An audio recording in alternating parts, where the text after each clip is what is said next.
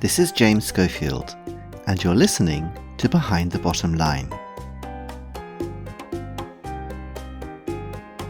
This is episode 10 of season 7, and today's story is all about external appearance. How important is your exterior to how you feel? Think about it for a second. Now, if you said not at all, I have to say I have my doubts. All of us have something that we're sensitive about. And in my case, I have to admit, I really don't like the fact that, especially over the last 2 years, and because I don't have to run around catching trains or hurrying between different meetings, I am somewhat rounder than I was a few years ago. However, there is one area in which I am very strict, very dogmatic and unbending, and that is facial hair. Why is that, you ask? Well, sit back, relax, and listen to The Moustache. Wilhelm Adler became the respected managing director of a large machine tool company, largely thanks to his magnificent moustache. Every morning he brushed each side 50 times with a special comb, cut any hairs that were too long, and then practiced making special faces in the mirror. These faces, combined with his moustache, were the secret of his success. To talk about money with investors or bankers, he would frown and make the ends of the moustache go down on either side of his mouth.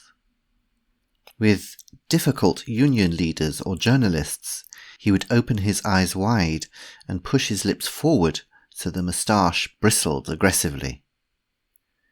To show the board of directors that he was thinking deep strategic thoughts, he would half close his eyes and slowly stroke the moustache. And for the attractive assistants and secretaries working at company headquarters in Stuttgart, he would wink and smile, turning the moustache ends upwards a little. And this last face, together with an expensive handbag or scarf as a present, nearly always helped him to seduce them. But not with the new intern, Candy Harding, who came to work for them for 6 months from San Francisco. Wilhelm had worked in the US for 2 years early in his career and loved it so much that he tried to behave like an American business executive when he returned to Germany. He spoke English with an American accent, used American business jargon whenever possible, and asked people to call him Bill instead of using his real name. So Candy was the American dream on legs to him. Long tanned legs to be exact, with blue eyes, blonde hair, and white teeth to match. She was studying journalism at Berkeley, and was full of the American energy and enthusiasm which Wilhelm so admired. But although he tried his best with smiles and presents, he could not seduce her. Candy hated his moustache. "Bill, you're very attractive," she told him when he took her to his favourite restaurant on one of their dates. "But couldn't you shave that thing off?" This was, of course, impossible. Wilhelm could not imagine life without his moustache. But how could he get Candy to change her mind? Then he had an idea.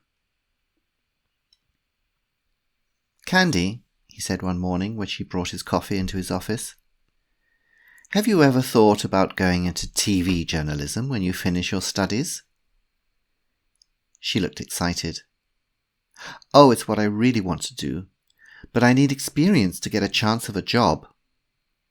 "Experience, exactly. Now, all great managers today are great communicators. So I want to record a couple of video presentations about my global vision for the company and put them on the company intranet. I need somebody like you to interview me on the videos. You could have a copy of the recordings to show to possible employers back in the States. What do you think?"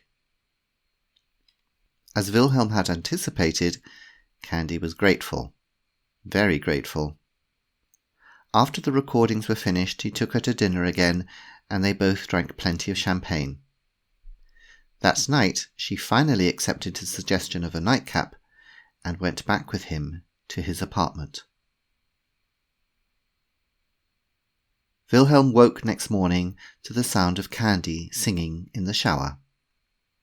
He had a slight hangover, but was pleased with his success. He'd got exactly what he wanted. She came back into the bedroom, dressed for work. "Hi there, handsome," she said, getting out her iPhone to check appointments. "Well, last night was fun, but I have to go get things ready for you in the office. Busy day." She took her coat and bag and went to the door.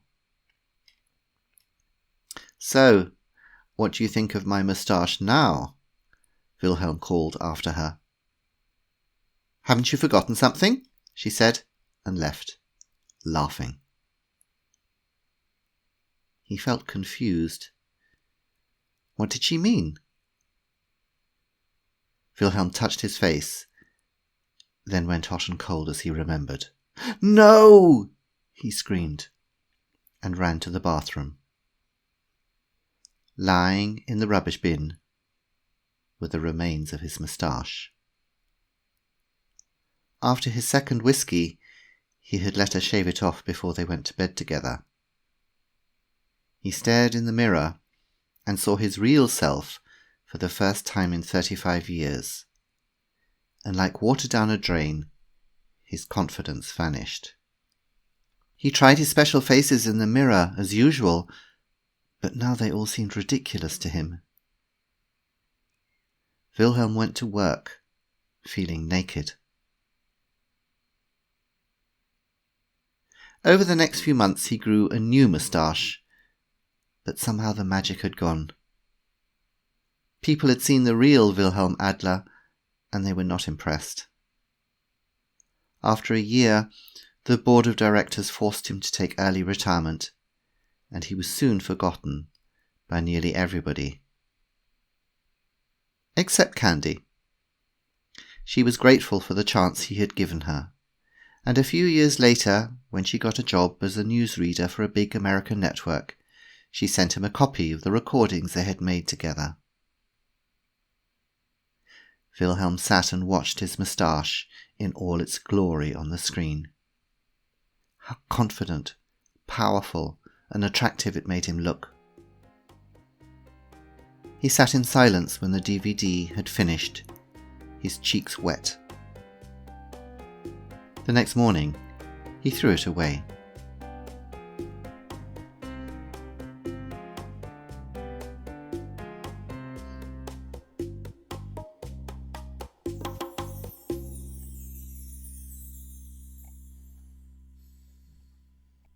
The Moustache was written for Business Spotlight, and I'm not proud to admit it, but I have to say that when I wrote it, there was a slight revenge factor built in, because I modelled the character of Wilhelm Adler on a number of people that I didn't like very much. And it's interesting how sometimes spite can really help the creative process. If you think about the two characters, Wilhelm Adler and Candy, I had such a clear idea of what I didn't like about these people that I based Wilhelm on, that I was able to create Wilhelm really very quickly. And reading it again, I think Candy, to be honest, is a bit of a stereotype. You could pull her together from any number of Hollywood films. But Wilhelm still feels really very authentic to me.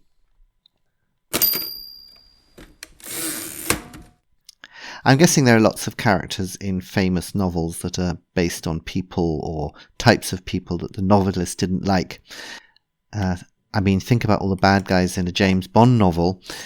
You can get the feeling that probably Ian Fleming didn't really like non-British people very much at all. They're all French, Russian, German or American. And if you then go to slightly more highbrow literature, if you think about Jane Austen, it seems to me that there must have been really lots of people she didn't like. If you just take Pride and Prejudice, for example, you have at least 4 characters who are completely poisonous. And that's not even including any of Elizabeth Bennet's sisters, 3 of whom are completely dreadful. And even the hero, Mr. Darcy, spends at least 3/4 of the novel being described as really, really unpleasant.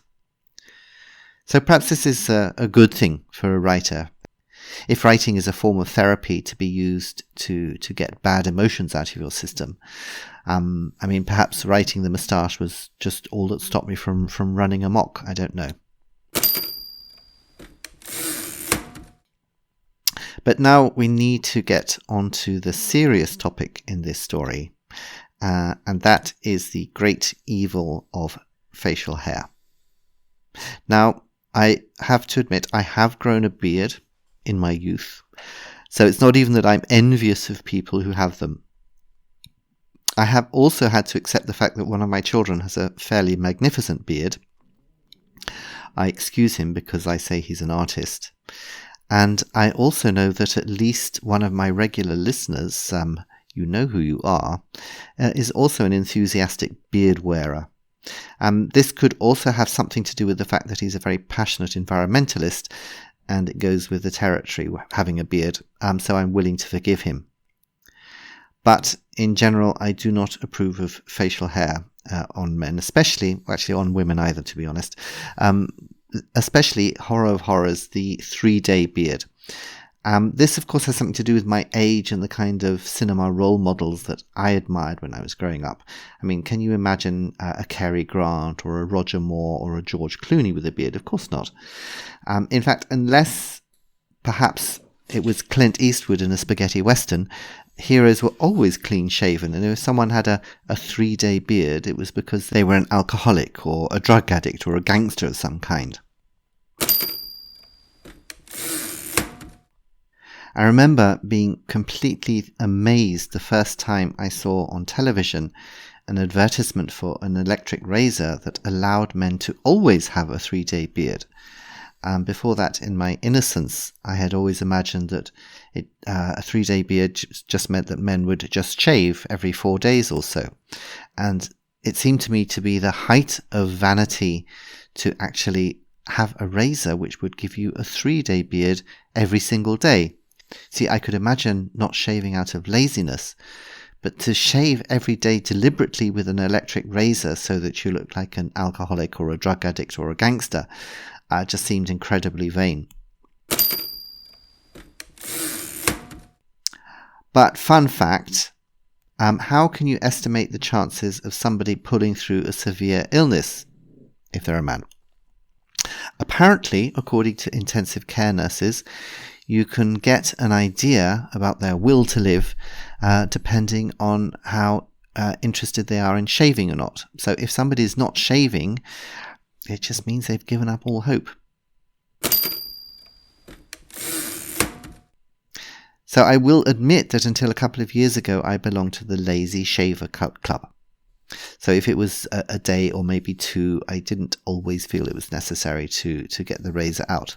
But then I was actually delivered at short notice to the intensive care unit of a hospital in Munich, and I had a 2-day beard on me because I had been lazy in the 2 days before. And of course, to everybody who came to visit me, I looked much worse than I really was because of this stubble. And on top of that, I just felt disgusting. So as soon as I could, I got a razor and shaved off what was by then, I think, a 5-day stubble. And since that day, I have never missed a morning shave, and nor have I had to go back to the intensive care unit. So coincidence? I think not. Let that be a lesson to you all. And to all my women listeners out there, maybe this is something you should be talking about to the men in your life. I mean, generally speaking, I'm a little bit disappointed in the female reaction to the 3-day beard. From women I've talked to about this serious issue, a lot of you seem to actually like this look.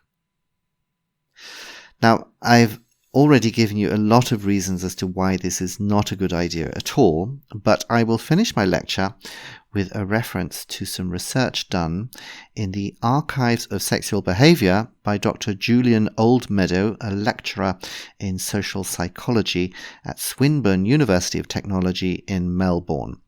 And he did a survey of 250 US Americans and 250 Indians. And the survey found, and I quote, "Most importantly, we found there was a link between facial hair and gender attitudes. Men with facial hair from both countries agreed more with the hostile, sexist statements than men without facial hair did. That is, men with facial hair agreed more than clean-shaven men that women seek to gain power by getting control over men, that women are too easily offended, that once a woman gets a man to commit to her, she usually tries to put him on a tight leash, and that most women interpret innocent remarks as being sexist." So basically, if your partner has got a 3-day beard, it means they're a sexist pig. Statistically. Something to think about.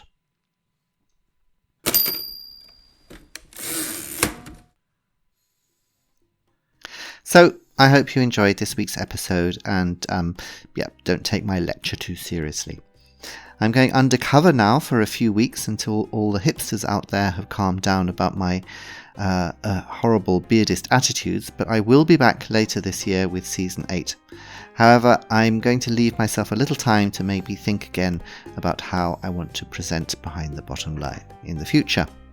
And if you have any ideas or suggestions, why not send them to me? You can contact me on my website, behindthebottomline.com. And remember, you can also read the transcripts of the stories in Season 7, leave reviews, buy my books in the bookshop, or listen to any episodes you may have missed. So I hope you'll be back to listen to me when I return, and until then, take care and goodbye.